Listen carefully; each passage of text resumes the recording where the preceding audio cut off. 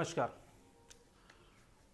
हिंदुस्तान के सभी बच्चे जो खुद को कॉम्पिटिटिव एग्जामिनेशंस के लिए तैयार कर रहे हैं, उन सभी को हम सबसे पहले शुभकामनाएं देते हैं और शुरुआत करते हैं आपके ग्रामर के उस सेक्शन की जहां से लॉजिकल ग्रामर इनिशिएट होता है, मतलब प्रारंभ होता है।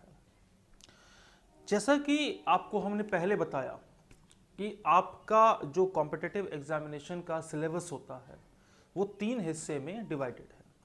नंबर फर्स्ट आपका लॉजिकल ग्रामर होता है, नंबर सेकंड आपका कॉम्पोजिशन सेक्शन होता है जिसको आप एडवांस ग्रामर के टर्म ले सकते हैं, और नंबर थर्ड जो आपकी होती है वोकैबुलरी होती है।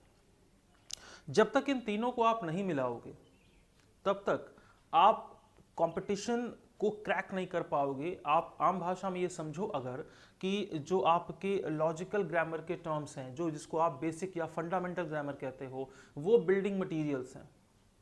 तो जो आपका कॉम्पोजिशन का सेक्शन जिसमें कि स्पॉटिंग एरर आता है, फिलर आता है, इंप्रूवमेंट आता है, आपका रीडिंग कॉम्प्रिहेंशन आता है, पैराजम्बलिंग आता है, क्लोज टेस्ट आता है, ये वाला जो हिस्सा है ये फर्श है, दीवार है, ये खिड़की है, जंगले हैं। लेकिन जो वोकैबुलरी है वो छत है, पूरी छत। तो जब तक आप इन तीनों को इकट्ठा नहीं करोगे तब तक सक्सेस का जो मकान है वो तैयार नहीं होगा। तो बच्चे आप तैयार हो जाएं, हम लोग शुरू करने वाले हैं लॉजिकल ग्रामर का पहला हिस्सा। क्या? नाउन। अब बच्चे बचपन से पढ़ते रहे हो तुम कि what is a noun. Noun, what is a noun? तो बचपन से पढ़ते रहे हो कि noun is the name of any person, place और थिंग। यानी आपको ये डेफिनेशन इतनी याद हो गई है कि सपोज खुदा ना खास्ता अगर कहीं बेहोश भी हो जाते हो और होश में आते ही कोई तुरंत पूछ ले कि व्हाट इज अ नाउन, तो वो डेफिनेशन याद है, noun the name of person, place और थिंग। तो घबराने वाला व्यक्ति, ये जो टर्म चलते हैं उसमें जो घबराने वाला व्यक्ति होता है वो सक्सेस नहीं होता। हम एक बार आपसे पूछना चाहेंगे कि जरा सोच के बताओ ईमानदारी से कि ये जो डेफिनेशन है कि noun is the name of person, place और थिंग, जिसको बचपन से तुम पढ़ते चले आए, रटते चले आए, जब आप इस डेफिनेशन के साथ क्वेश्चन करते हो नाउन के, जब आप इस डेफिनेशन के साथ उस पेपर में जाते हो जो कि आपको देना है जिससे कि आपकी जॉब, आपकी लाइफ सिक्योर होनी है, क्या ये डेफिनेशन काम आती है? मींस ये ट्रेडिशनल डेफिनेशन कहीं भी टेक्निकल कंपटीशन या टेक्निकल ग्रामर में काम नहीं आती। तो इसका मतलब क्या किया जाए? इसका मतलब कि हट जाया जाए, हार मान ली जाए? इसका मतलब ये कि इस तरीके से हम खुद को मान लें कि नहीं, अब कुछ भी हमारे बस में नहीं है, ये टेक्निकल चीज है तो ये हम इसको नहीं कर सकते। क्यों भाई? हार मानोगे तो जीवन में कभी हार पहनने के लायक नहीं रहोगे।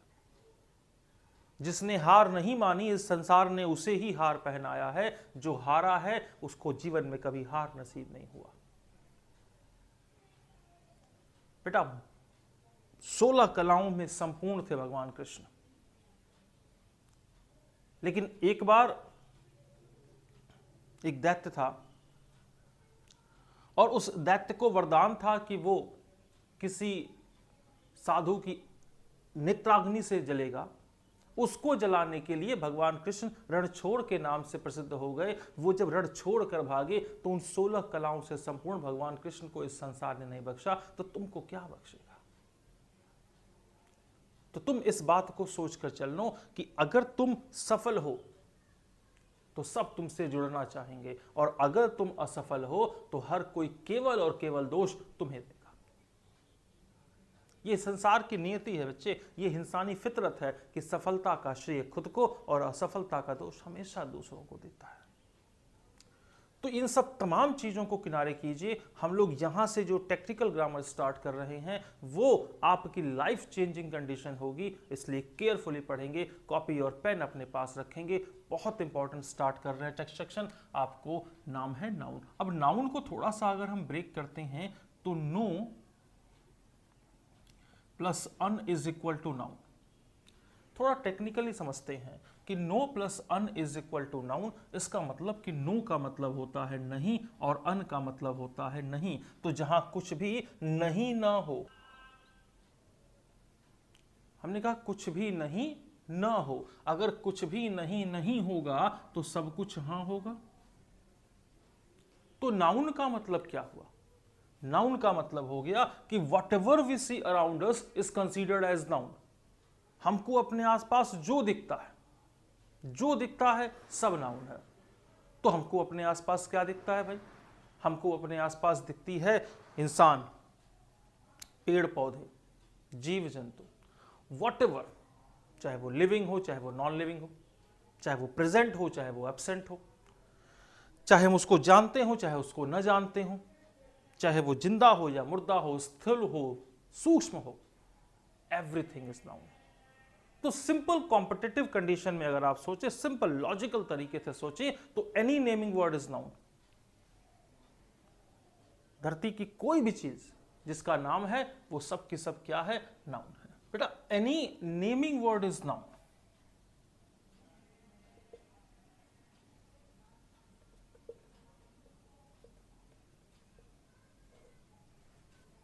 Any naming word is noun. तो नाम किसका है? सबका है। एक बार हुआ कि भगवान कृष्ण को लेकर मां यशोदा जो है वो पहुंची घाट पर, और जमीन पर जब कृष्ण के पांव पड़े तो धरती माता ने कहा कि मैं आपको क्या दूं, जो मिट्टी ही है मेरे पास।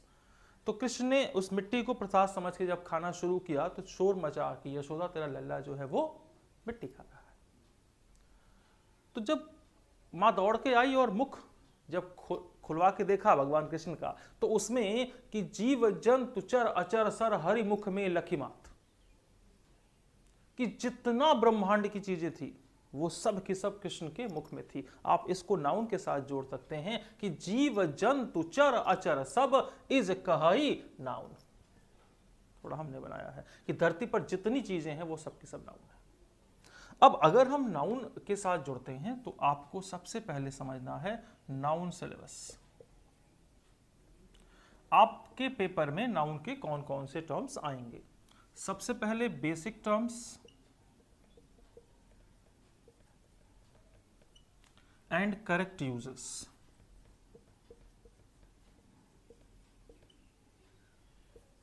दूसरा नंबर, तीसरा जेंडर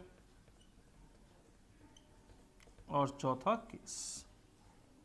ये आपकी चार चीजें हैं कि basic terms and correct uses, number, gender, case. ये जो चार चीजें हैं आपकी, ये आपको नाउन में पढ़ना है। तो बच्चे एक एक करके शुरू करते हैं। Basic terms and correct uses, number, gender, case. Noun का ये सिलेबस आपका स्टार्ट होता है और इसके बाद नाउन चाहे एसएससी का हो, बैंक का हो, एनडीए का हो, सीडीएस का हो, किसी भी पेपर का हो, किसी भी बुक का हो, वो तुमसे सॉल्व हो जाएगा, 100% गारंटी है। स्टार्ट करें। सबसे पहले बात करेंगे बेसिक टर्म्स। अब बच्चे बेसिक टर्म्स में आपको 5 नाउन के बारे में जानकारी है। 5 नाउन। पहला नाउन कहलाता है बच्चे प्रॉपर नाउन। देखो नाम से क्लियर हो गया ना, proper. Prop to er is considered as proper. तो प्रॉपर का मतलब क्या होता है? प्रॉपर को जब आप ब्रेक कर दो तो प्रॉप का मतलब होता है ओन या सेल्फ। ये प्रॉप जो है, इस वर्ड से प्रॉपर्टी, प्रॉपराइटर, प्रॉपर्टीशिप जैसे शब्द बने हैं। ग्रीक वर्ड ओरिजिन है ये। जब भी किसी वर्ड में दिक्कत आए ना, उसको एटिमोलॉजिकल प्रोसेस से ब्रेक कर दो। ये संसार का नियम है कि जब जब कोई तकलीफ दे उसको खूब बढ़िया से ब्रेक कर दो, तकलीफ खत्म हो जाती है। इसका अर्थ दूसरा मत ले लेना। तो प्रॉप का मतलब होता है ओन या सेल्फ, और लास्ट में ईआर हो गया तो इसका मतलब हो गया रिलेटेड। ईआर का मतलब रिलेटेड, तो इसका मतलब रिलेटेड टू सेल्फ, जो खुद से जुड़ा हो। तो आप कह सकते हैं कि नाउन ऑफ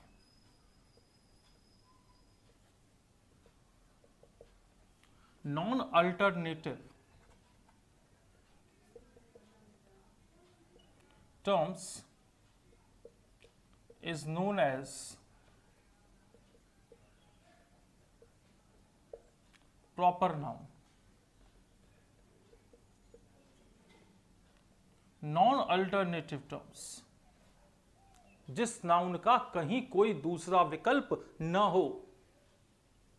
अरे भाई, जिसका नाम लेते समय तुम्हारे दिमाग में एक फिगर बनती है, हालांकि उस जैसे नाम बहुतों के हो सकते हैं, लेकिन दिमाग में इमेज जब एक की बननी शुरू हो जाए तो बच्चे ऐसे नाउन को आप क्या बोलते हैं? प्रॉपर नाउन बोलते हैं। जैसे आप सपोज करो कि आपका कोई फ्रेंड है जिसका नाम है अरविंद,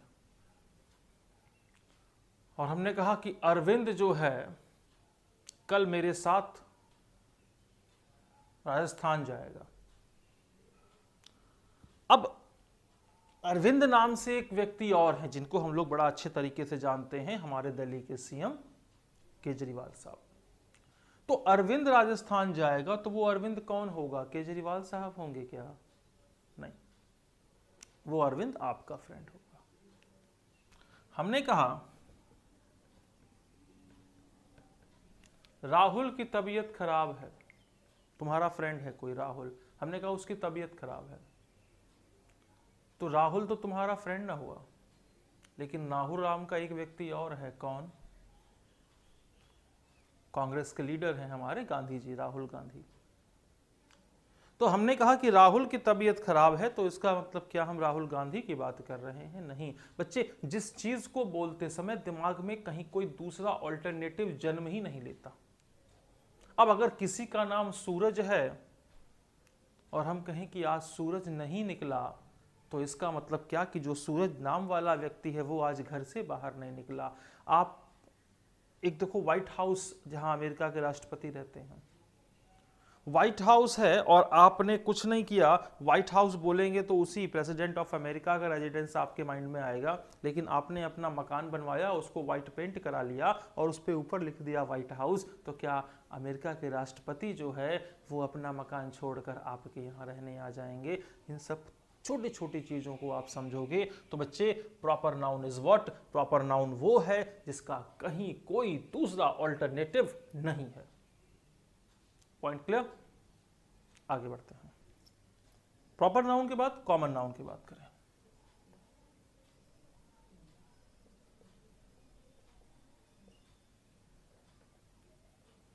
कॉमन नाउन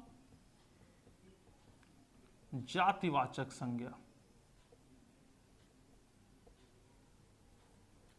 जातिवाचक संज्ञा यानी जाति से कोई मतलब नहीं है, the noun of Pandey ji, Yadav ji, no no, ऐसा कोई कॉन्सेप्ट यहां नहीं है।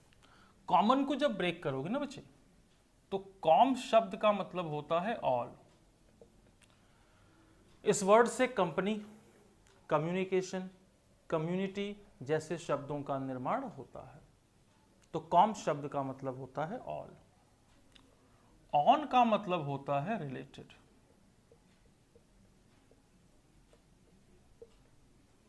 तो कॉमन का मतलब क्या होता है?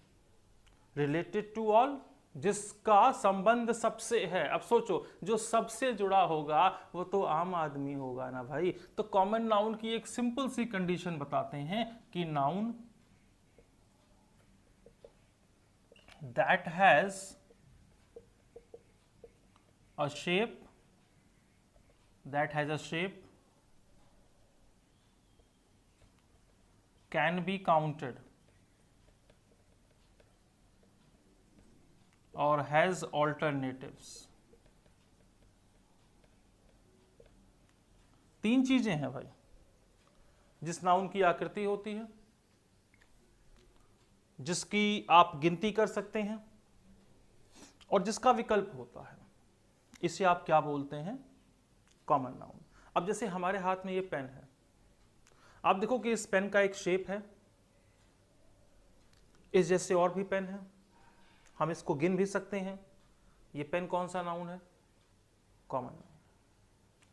हमने बोला cow, common noun, dog, common noun, student, doctor, teacher, city, जिसके और जैसे ऑल्टरनेटिव्स अवेलेबल हो। हमने कहा आप कौन हैं, हम जब ये क्वेश्चन पूछते हैं कि आप कौन है तो कुछ कहते हैं कि my self so and so. अरे भैया आपका नाम थोड़ी पूछे। हमने कहा आप कौन हैं तो आप स्टूडेंट हैं। कुछ कहते हैं हम प्रॉपर नाउन हैं, हम इंसान हैं। अरे हमको भी पता है कि हम इंसानों को पढ़ा रहे हैं, क्योंकि भूतों की पाठशाला तो आज तक प्रारंभ हुई ही नहीं है, और कभी होगी तो हम तो अध्यापक बनेंगे नहीं। तो आप कौन हैं? स्टूडेंट हैं। तो आप जैसे बहुत सारे स्टूडेंट हैं, तो स्टूडेंट कौन सा नाउन है बच्चे? Common noun. मीन्स जिस चीज का तुमको ऑल्टरनेटिव दिखता है वो सब के सब क्या है? Common noun. ठीक है, कॉमन नाउन बहुत इंपॉर्टेंट है, क्वेश्चन ठीक ठाक पूछे जाते हैं। यहां से आगे बात करेंगे। कॉमन नाउन के बाद अगला है आपका मटीरियल नाउन।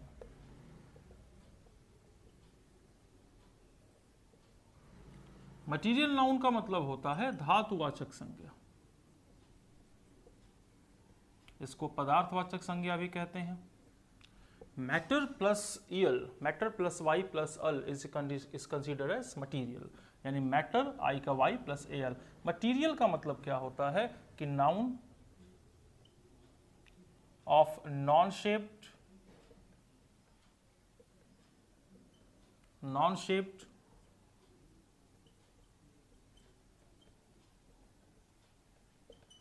नॉन काउंटेबल्स, कि जिन चीजों की आकृति नहीं होती या जिन चीजों की गिनती संभव नहीं होती, अगर इनके हम नाउन्स की बात करते हैं तो उस नाउन को आप क्या बोलते हैं? उस नाउन को आप मटीरियल नाउन बोलते हैं। आई रिपीट, जिसका कहीं कोई शेप नहीं है और जिसकी काउंटिंग पॉसिबल नहीं है, उस नाउन को आप क्या बोलते हैं? उस नाउन को आप मटीरियल नाउन के नाम से जानते हैं। अब जरा ध्यान से देखो, आप मटेरियल नाउन को किस तरीके से बात कर सकते हैं। जैसे देखो, मटेरियल नाउन का कहीं कोई शेप नहीं है, तो हमने कहा बेटा गोल्ड क्या है, तो कुछ कहेंगे गोल्ड तो गिन सकते हैं। अरे सर जी, गोल्ड के बिस्किट गिन सकते हो, गोल्ड के ऑर्नामेंट्स गिन सकते हो, खुद गोल्ड का तो कोई शेप ही नहीं है ना। वो तो जब माइंस के थ्रू आता है तो फिर वहां पे तो उसका कोई शेप होता नहीं है, उसको मेल्ट करके आप अपने मनचाहे शेप में कन्वर्ट करते हो। तो इसका मतलब गोल्ड हो गया, वाटर हो गया, ऑयल हो गया, ये सभी के सभी क्या हैं? Material noun. अब एक प्रॉब्लम और बताना, हमने कहा टोमेटो क्या है, या पोटैटो क्या है, या राइस क्या है, या क्लॉथ क्या है।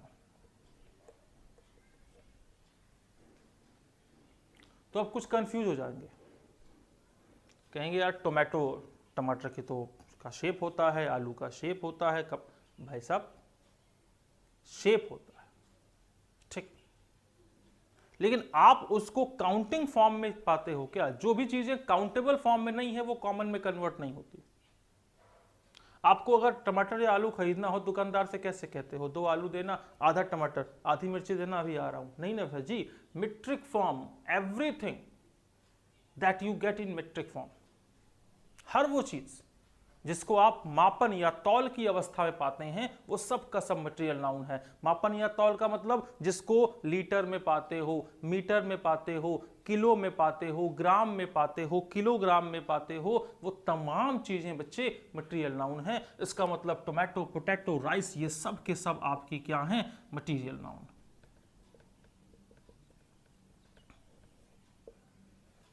तो माइंड में कंफ्यूजन नहीं होना चाहिए। हम फिर बता दें कि जितनी भी चीजें आप मीट्रिक फॉर्म में गेन करते हो वो सब की सब मटेरियल नाउन है। हाँ, एक चीज यहां पे और समझ लीजिए, एक नोट है कि shaped object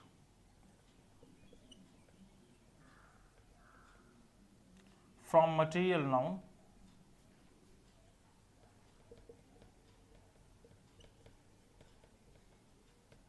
are common.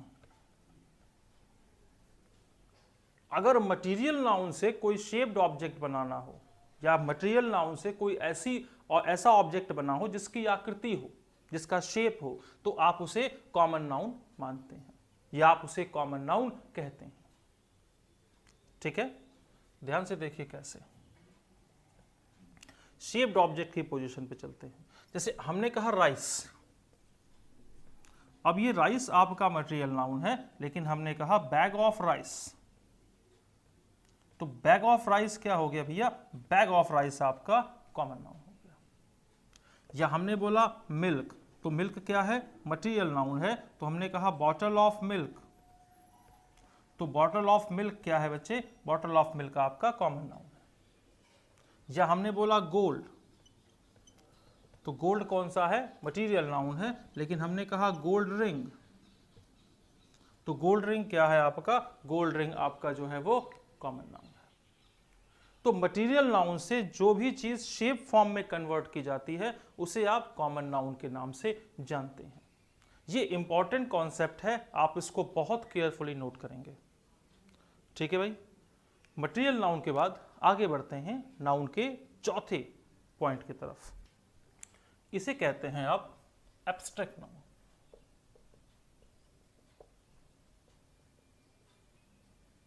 Abstract noun का मतलब होता है भाववाचक संज्ञा। अब भाव का मतलब वो वाले भाव से मत लेना कि आजकल तो उसका भाव ही नहीं मिलता, नहीं, भाव का मतलब फील। ठीक है, तो एब्स्ट्रैक्ट नाउन को, तो इतना एब्स्ट्रैक्ट वर्ड को ही ब्रेक कर दो ना, तो एब का मतलब होता है नॉट और स्ट्रैक्ट का मतलब होता है फॉलो। मतलब जिसको फॉलो करना पॉसिबल नहीं हो, तो किसको फॉलो करना पॉसिबल नहीं है, किसको भाई, फॉलो किसे कर सकते हो, पीछा किसका कर सकते हो, जिसको देख सकते हो।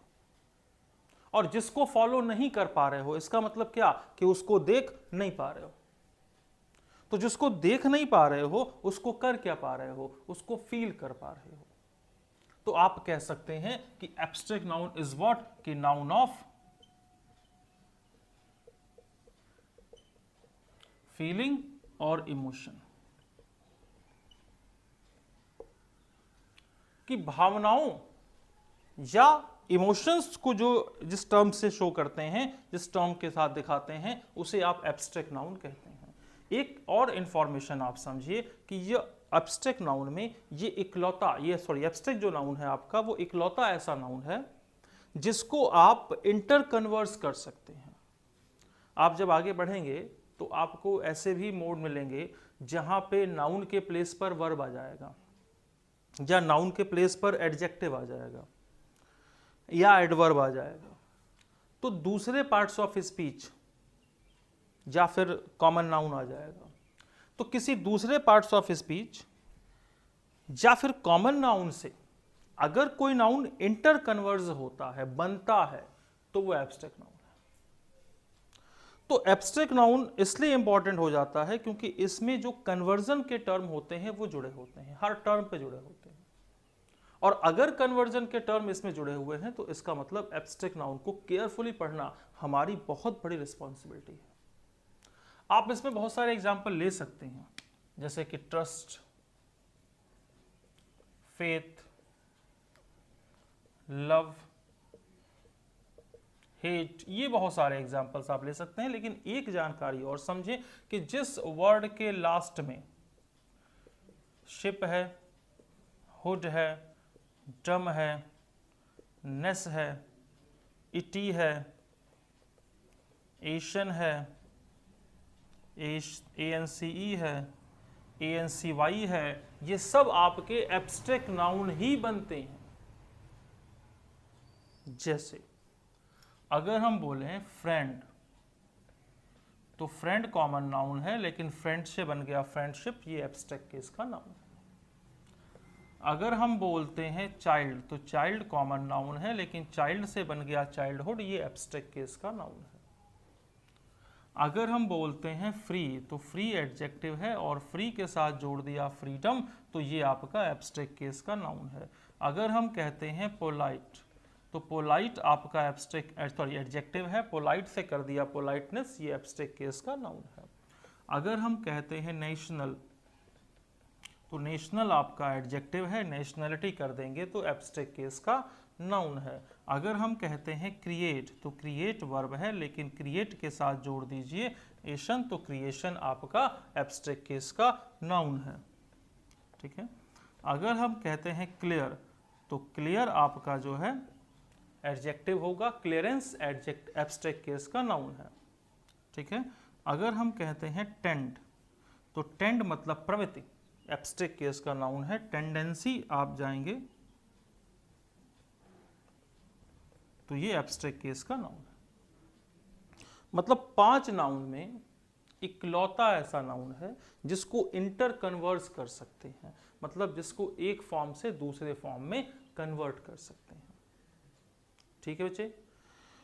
तो अब बात करते हैं 5वें नाउन की, कलेक्टिव नाउन। 5वां नाउन है आपका कलेक्टिव नाउन।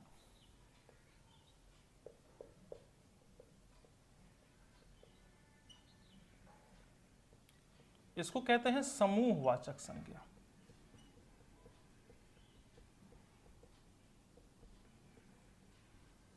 समूह।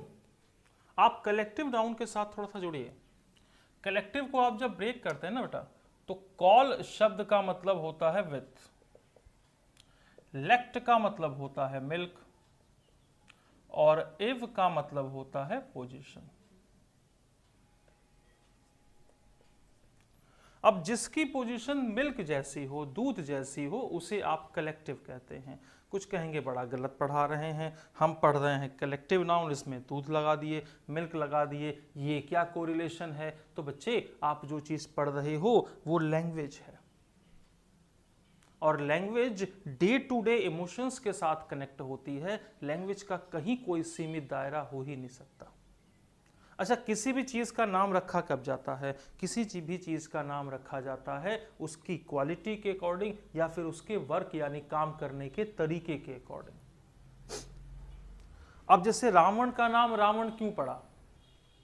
रावण का नाम रावण क्यों पड़ा? रावण को एक बार ये शौक आया कि मैं भगवान शिव को अपने साथ जो है लेकर लंका चला जाऊंगा। वो पहुंच गया, प्रार्थना किया, शिव जी नहीं माने तो उठाकर वो हिमालय पर्वत ही पूरा उठाने लगा। शिव ने पर्वत का भार बढ़ा दिया, हाथ दब गया, और इतना तेज उसने रुदन किया कि पूरा का पूरा ब्रह्मांड जो है वह वन हो गया। तो नाम होगा रावण, कि जिसके रुदन से सब कुछ कांप गया, वो रावण था। तो नाम, वो जो रावण नाम पड़ा वो तो कर्म के अकॉर्डिंग पड़ा ना, वो तो काम के अकॉर्डिंग पड़ा। तो कलेक्टिव का मतलब यहां है कि जिसकी टर्म मिल्क के अकॉर्डिंग हो, जिसका टर्म दूध के अकॉर्डिंग हो। तो हम कहेंगे बेटा कि मिल्क की क्वालिटी क्या है, दूध की खासियत क्या है। तो अब कुछ कहेंगे कि गाय दूध देती है, दूध से घी बनता है, दूध से पनीर बनता है। बेटा डेयरी फार्म खोले हैं क्या? डेयरी की दुकान खोल ली हमने? नहीं ना। Milk is the complete diet. According to nutritions milk जो है वो कंप्लीट डाइट है। अब जब मिल्क के अंदर दुनिया भर के विटामिन्स और मिनरल्स हैं, लेकिन जब वो इकट्ठा होते हैं तो वो इंडिविजुअल नहीं रह जाते, वो सब मिलके मिल्क बना लेते हैं। यही काम आपका यहां कलेक्टिव नाउन में होता है कि collective is the combination of Commons. Collective common का कॉम्बिनेशन है, लेकिन जब वो इकट्ठा होते हैं तो उस कंडीशन में, यानी उनके इकट्ठा होने की पोजीशन में, कॉमन के इंडिविजुअल आइडेंटिटी खत्म हो जाती है और फिर उनकी पहचान कलेक्टिव से ही होती है। अच्छा, इसको ना समझने का एक सिंपल तरीका बता रहे हैं। कुछ बच्चे बड़ा गलत समझते हैं कि कलेक्टिव नाउन मीन्स स्पॉट जहां बहुत सारा होता है वहां कलेक्टिव नाउन है। ये बड़ा गलत है। कलेक्टिव नाउन का मतलब जहां खूब सारा होता है वहां से नहीं लेंगे। आप समझो, कलेक्टिव अगर समझना हो आपको तो सिंपल आप एक काम करना कि एक सर्कल बनाना इस तरीके से। इस सर्कल में जो आउटर टर्म होता है वो कॉमन का होता है। जो आउटर मोड होता है वो कॉमन का होता है, और इन कॉमन को इकट्ठा करते हैं तो जो बनता है आपका ग्रुप, इसे कलेक्टिव कहते हैं। तो आम भाषा में आप कह सकते हैं कि collective is the combination of Commons. तो जब कॉमन इकट्ठा होते हैं तो कलेक्टिव बनते हैं, लेकिन इकट्ठा होने के बाद उन कॉमन के अपने नाम खत्म हो जाते हैं, फिर उनकी पहचान उस कलेक्टिव से होती है, और फिर जब वो बिखर जाते हैं तो फिर कॉमन हो जाते हैं। यानी कि जो कॉमन इकट्ठा होकर अपनी पहचान नहीं खत्म करेगा, उस कॉमन को आप कलेक्टिव नहीं कह सकते, भले ही उनकी संख्या कितनी भी ज्यादा क्यों ना हो। ये क्या कहानी हो, आइए देखें, समझो। अच्छा, अलग अलग हो तुम सब तो स्टूडेंट हो ना, हमको नहीं पता कहां से हो, किस जगह से हो, किस स्टेट से हो, हमको नहीं पता, लेकिन सबके सब तो स्टूडेंट हो ना। लेकिन जब आप स्टूडेंट इकट्ठा हो जाते हैं कहीं, एक पर्पस होता है माइंड में कि पढ़ना है, इकट्ठा होते हैं तो आप क्या हो जाते हैं, इकट्ठा होते ही क्लास हो जाते हैं। अब क्लास में आकर आपकी इंडिविजुअल स्टूडेंटशिप जो रहती है, जो आइडेंटिटी आपकी रहती है, वो बरकरार रहती है क्या? नहीं। क्लास में आकर तो आप सब उस माला के मोती हो जाते हो जिसकी अपनी व्यक्तिगत पहचान खत्म हो जाती है और जो उस हार, उस माले के साथ जानी जाती है। हिंद देश के निवासी सभी जन एक हैं, रंग रूप वेश भाषा चाहे अनेक है। तो स्टूडेंट इकट्ठा हुआ थे क्लास, तो स्टूडेंट क्या है बच्चे? स्टूडेंट कॉमन हो गया और क्लास क्या हो गई? कलेक्टिव। बड़ा सिंपल है, सर्कल बना के देख लीजिए। अलग अलग हैं तो सोल्जर है, इकट्ठा हुए तो आर्मी हो गए भैया, और आर्मी बिखरी तो फिर सोल्जर हो गए। मतलब सिंपल सी कहानी है। अलग अलग है तो मेंबर हैं, इकट्ठा हो गए तो फैमिली हो गया, ग्रुप हो गया। अलग अलग होते हैं तो प्लेयर्स होते हैं, इकट्ठा होते हैं तो टीम होती है। छोटी छोटी चीजें हैं, बहुत छोटी छोटी चीजें हैं, कंफ्यूज रहता है स्टूडेंट इसमें। अब बताना, पीपल कौन सा नाउन है?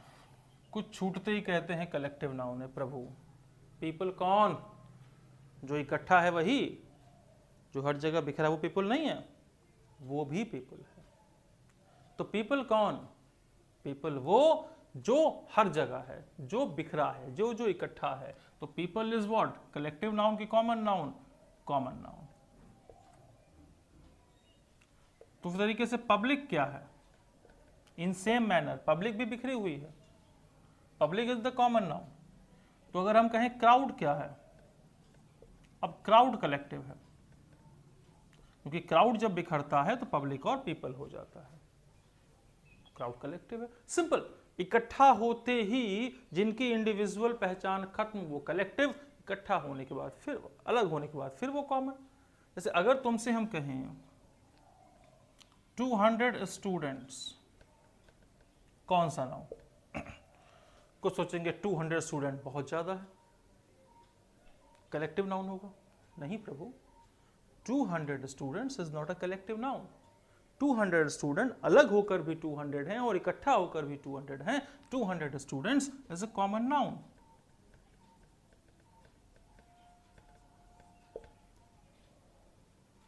ठीक है बच्चे?